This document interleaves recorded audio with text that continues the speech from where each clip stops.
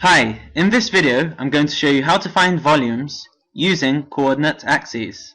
Now, in order for you to find volumes using coordinate axes, you first need to know the area of a flat circle. And the area of flat circles is pi r squared. So that's pi multiplied by the radius of that circle squared. Okay, looking at the diagram to my left, there are two volumes. There is the ordinary volume, and it begins at x equals a and ends at x equals x. There's another volume though in this diagram, and it's called change in volume.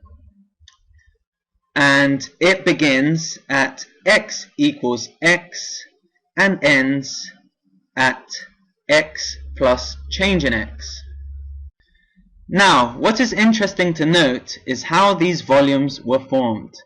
They were formed using areas underneath the curve y equals function of x. These areas were spun around 360 degrees around the x-axis. Now, if you haven't seen my video on areas underneath curves, please watch it by clicking on the link below this video. It will help you to understand this video a little bit better if you become stuck. Okay, we're going to find the equation for volumes using coordinate axes, firstly by talking about the circle that exists at x equals x. We're going to call its area A1. Now, at x equals x, the radius of the circle is y. Therefore, area 1 equals pi y squared, right? So the area of this circle at x equals x is pi multiplied by y squared. Now, let's look at the area of the circle at x plus change in x. We'll call its area A2. Now, at x plus change in x, the radius of the circle is y plus change in y. Therefore, area 2 equals pi multiplied by y plus change in y squared. Okay, now you're going to come across the most important part of this video. We'll be talking about the volume, change in volume. Now, this volume is greater than the volume pi y squared multiplied by change in x. Now, pi y squared is the area of the circle at x equals x. For us to have a volume, we need to multiply the area of that circle by a thickness, and this thickness, as you can see in the diagram, is change in x. So the volume, change in volume, is greater than the volume pi y squared multiplied by change in x. Now, the volume change in volume is actually smaller than pi multiplied by y plus change in y squared times the thickness change in x. So, pi multiplied by y plus change in y squared is the area A2 at x plus change in x is the area of the circle at x plus change in x. Now, for us to have a volume, we need to multiply the area of that circle by a thickness, and that thickness is change in x. Therefore, the change in volume, the volume of change in volume, is smaller than this volume right here, to our right. What I'm essentially saying with this information right over here is that the cylinder, the volume of the cylinder, pi y squared multiplied by change in x, is smaller than the volume of change in v. And what I'm also saying is that the volume of the cylinder, pi multiplied by y plus change in y squared multiplied by change in x, is greater than the volume change in v.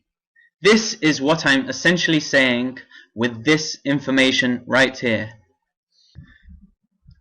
Okay, so what I'm going to do now is rewrite the equation up here. So pi y squared multiplied by change in x is smaller than change in v, and change in v is smaller than pi multiplied by y plus change in y squared multiplied by change in x. As I've got this equation here, I'm going to divide everything by change in x.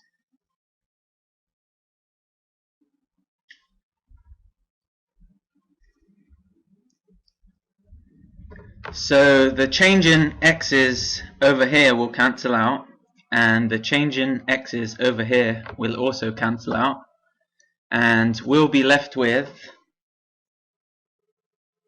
pi y squared is smaller than change in v over change in x, and pi multiplied by y plus change in y squared is greater than change in v over change in x. Okay, now we'll be using a few limits.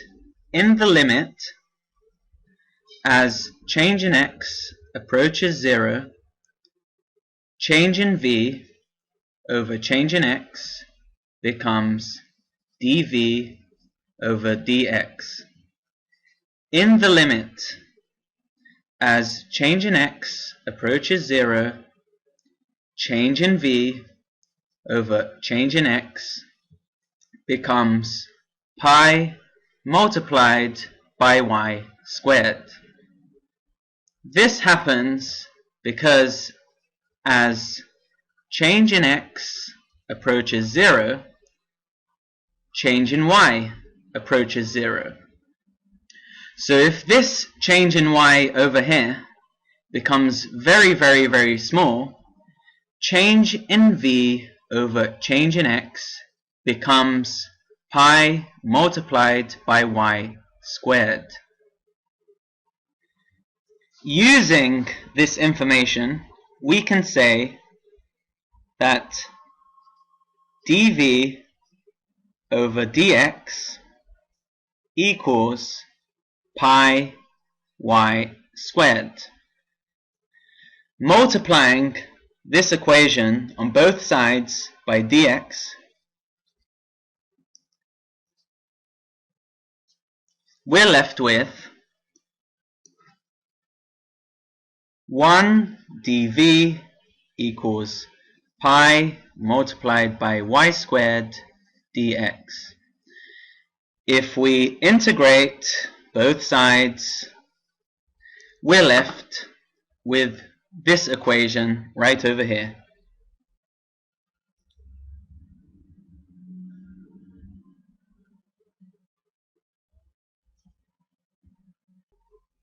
Which equals pi multiplied by a function of x plus a constant.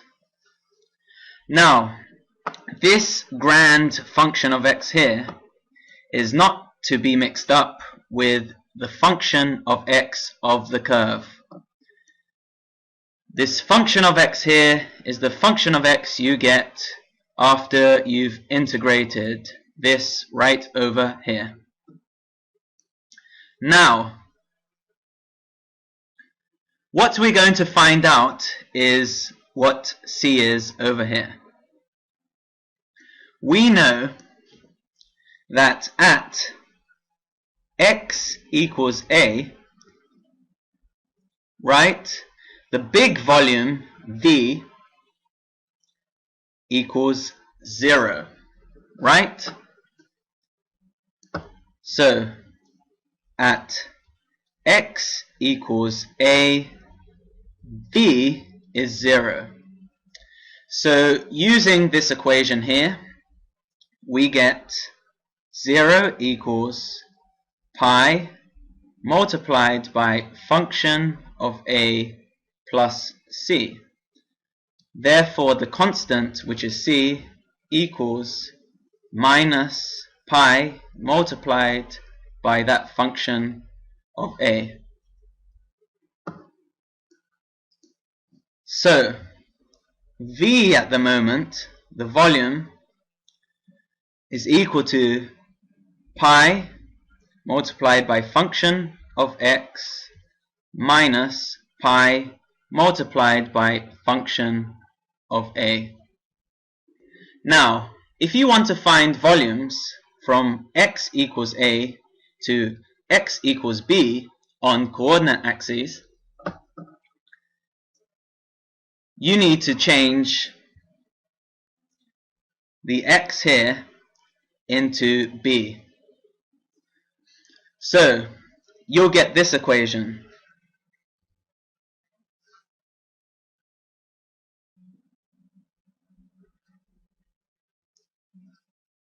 which is equal to pi multiplied by function of b minus pi multiplied by function of a,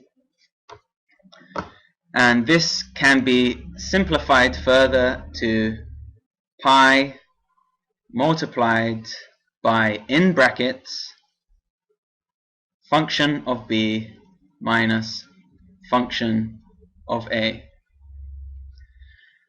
And you can use this equation right over here to find volumes in coordinate axes.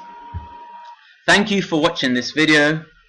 I've tried to do my best to simplify everything as much as possible.